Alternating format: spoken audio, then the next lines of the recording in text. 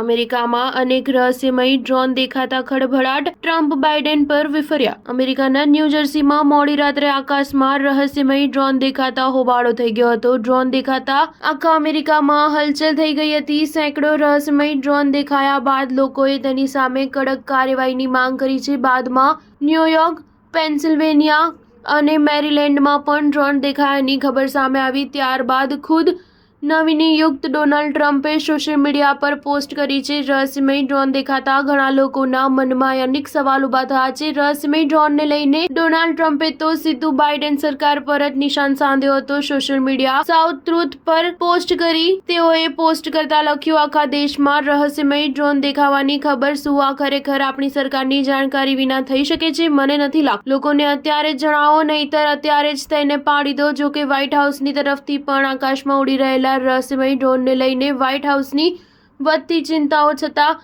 White હાઉસે શુક્રવારે કહ્યું કે હોમલેન્ડ સુરક્ષા વિભાગ, FBI અને રાજ્ય અને સ્થાનિક કાયદા અમલીકરણ એજન્સીઓ કોઈપણ કથિત રહસ્યમય ડ્રોન દેખાવાની પુષ્ટિ કરવામાં સક્ષમ નથી. મળતી માહિતી મુજબ અમેરિકન સિક્રેટ સર્વિસે પુષ્ટિ કરી કે હાલ ન્યૂ જર્સી અથવા ન્યૂયોર્કમાં અથવા તેની આસપાસ કોઈ ડ્રોન સંચાલિત નથી થઈ રહ્યા.